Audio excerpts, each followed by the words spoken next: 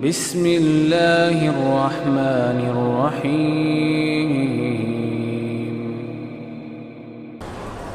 دوسرا اصول، اس وقت امت اسلامیہ کی شان و شوکت واپس نہیں آ سکتی جب تک توحید پہ امت قائم نہیں ہو جاتی۔ توحید سے بڑھ کے کوئی نعمت نہیں ہے، اور اس لیے اللہ عز و جلال نے اس کے بارے میں ایک سٹیٹمنٹ نازل کی ہے، وہ سننے والی ہے۔ الذین آمنوا ولم یلبسوا ایمانهم بظلم اولئک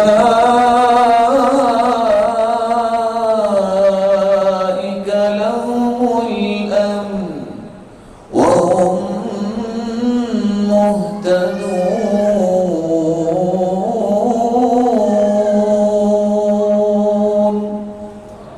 الذین آمنوا، جو ایمان لائے، وَلَمْ يَلْبِسُوا إِيمَانَهُمْ بِظُلْمٍ، وہ اپنے ایمان میں شرک کی آمیزش نہیں کرتے، خالص توحید۔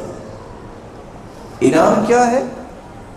پہلا انعام اولئک لهم الامن، امن کی نعمت اللہ نے رکھی ان کے لیے، ان کی سوچ میں بھی امن، ان کی نیت اور ارادے میں بھی امن، ان کے قول میں بھی امن، ان کے کردار میں بھی امن، ان کے اعمال میں بھی امن، اور ان کے معاشرے میں امن، اور ان کے گھروں اور خاندانوں میں امن۔ کب؟ جب توحید کو خالص کرے۔ توحید کو جب تک خالص نہیں کرتا امن نہیں مل سکتا۔ معاشرہ جس کو اللہ کے رسول نے ترتیب دیا تھا، اس معاشرے کی بنیاد ہی توحید تھی، اور جس جگہ ہر 5 کلومیٹر کے بعد شرک ہو رہا ہو وہاں امن آ سکتا ہے؟ یہ بات سمجھنے والی ہے۔ ہم سمجھتے ہیں کہ شاید یہ تو بس پرانی باتیں ہوگی، رب تعالیٰ نے جتنا نظام دیا ہے وہی نظام اس قابل ہے کہ قیامت تک اس کو فالو کیا جائے۔ جو نہیں مانے گا ذلت و رسوائی اس پہ چھا جائے گی۔ وَجُعِلَ الذُّلُّ وَالصَّغَارُ عَلَى مَنْ خَالَفَ أَمْرِي، اللہ کے رسول صلی اللہ علیہ وسلم نے فرمایا تھا جو میری مخالفت کرے گا ذلت و رسوائی اس کا مقدر بن جائے۔ تو دوسرا اصول، جب تک توحید کو خالص نہیں کرتے اس وقت تک اس قوم کو شان و شوکت نہیں مل سکتی۔ لیکن میں ایک گزارش کروں، توحید آج بیان کرنے میں بھی 2 پہلو ہیں۔ کچھ لوگ توحید بیان کرتے ہی نہیں، تو چلو جی توحید بیان کریں گے، فلاں ناراض ہو جائے گا، فلاں ناراض ہو جائے گا۔ اللہ کے رسول کے ساتھ سارے راضی تھے، مکے والے سارے ناراض ہو گئے۔ کچھ لوگ توحید کے نام پہ گالیاں دیتے ہیں، یہ کون سی توحید ہے؟ کس کو گالیاں؟ کوئی نیک آدمی فوت ہو گیا، کوئی اللہ کا ولی تھا فوت ہو گیا، لوگ اس کی پوجا کرنے لگ گیا، اس کی قبر پہ مزار بنا لیا، اس کا تو کوئی گناہ نہیں، اس نے تو حکم نہیں دیا، اس کو گالی دینے کا جواز کیا ہے؟ اللہ کے نیک بندوں سے تو محبت کرتے ہیں۔ کرنا کیا چاہیے؟ اللہ عز و جلال کا قرآن سنیے کیا کرنا چاہیے۔ وَلَا تَسُبُّوا الَّذِينَ يَدْعُونَ مِن دُونِ اللَّهِ فَيَسُبُّوا اللَّهَ عَدْوًا بِغَيْرِ عِلْمٍ، جو اللہ کے علاوہ کسی کی پوجا کرتے ہیں تم ان بتوں کو بھی گالیاں نہ دو، وہ ضد میں آ کے تمہارے سچے رب کو گالیاں دیں گے۔ اور ایسا نہیں ہوتا، بیان توحید ہوتی ہے اور ساتھ طرح طرح کی ایسی باتیں ہوتی ہیں جنہیں سمجھنا ہوتا ہے وہ بھی نہیں سمجھتے۔ آپ توحید کو بیان کیجئے، بیان کرنے کا انداز وہ اپنائیے جو اللہ کے رسول نے اپنایا تھا۔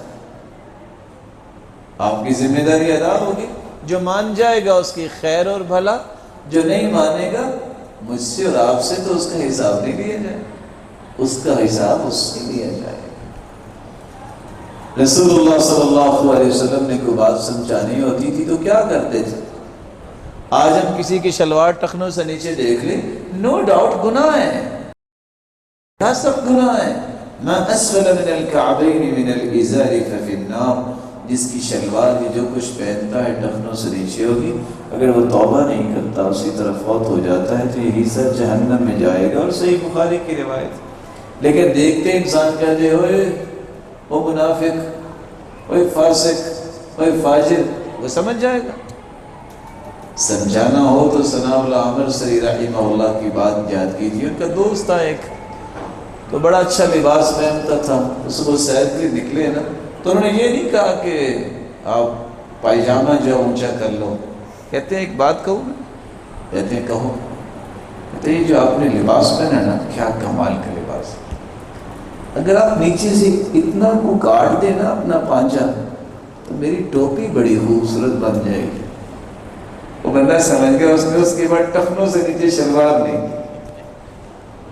حکمت بصیرت ہے، اور حکمت و بصیرت جو ہے یہ بہت بڑی نعمت ہے. رسول اکرم صلی اللہ علیہ وسلم نے صرف یہ بات سمجھانی تھی معاذ بن جبل کو کہ نماز کے بعد یہ دعا پڑھا کرو، دعا سکھانی تھی. تو آپ نے 6 طریقے اختیار کیے. جب سیدنا معاذ اٹھ کے جانے لگے آپ نے آواز دی، یا معاذ. جس کو اللہ کے رسول کی آواز پڑھے وہ کتنا خوش نصیب. پھر کہا انی احبک یا معاذ، معاذ مجھے آپ سے بہت محبت ہے. وہ اللہ کے رسول کو محبت ہے. کہا لبیک یا رسول اللہ، اللہ کے رسول میں حاضر ہوں، مجھے بھی آپ سے بہت محبت ہے. 2 باتیں. آنے کا انتظار نہیں کیا، خود کھڑے ہوئے. 3 باتیں. چل کے گئے. 4 باتیں. اور جا کے سیدنا معاذ کا ہاتھ پکڑ کے اپنائیت دی. کہا معاذ، 6 بات کیا کہی؟ میں نا آج تمہیں ایک تحفہ دینا چاہتا ہوں. ہم تو بادشاہ لوگ ہیں نا کہ کوئی شہر سے آ جائے کہتے ہیں میرے لیے کی لے کے آئے ہو. تحفے مانگے نہیں جاتے. تحفے تو محبت کے لیے ہوتے ہیں. اللہ کے رسول فرماتے ہیں معاذ میں تمہیں تحفہ دینا چاہتا ہوں. کہا مجھے؟ جی اللہ کے رسول، کون سا تحفہ؟ فرمایا لا تجعلن دبر كل صلاة اللهم اعني على ذكرك وشكرك وحسن عبادتك.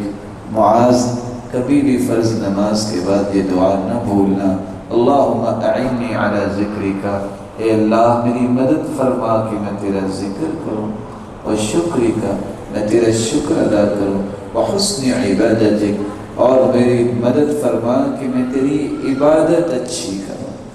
سیدنا معاذ کہتے ہیں لوگوں گواہ رہنے میں دنیا سے جا رہا ہوں، جب سے میں نے یہ دعا سنی ہے میں نے کبھی کسی نماز کے بعد اس کو بھولا نہیں. اگر آج آپ بھی کسی کو اس انداز سے سمجھائیں تو کیوں نہیں سمجھے گا. انداز بھی وہ اپنائیے جو اللہ کے رسول نے دعوت کا انداز اپنایا تھا. تو دوسرا اصول، توحید کو خالص کیا جائے.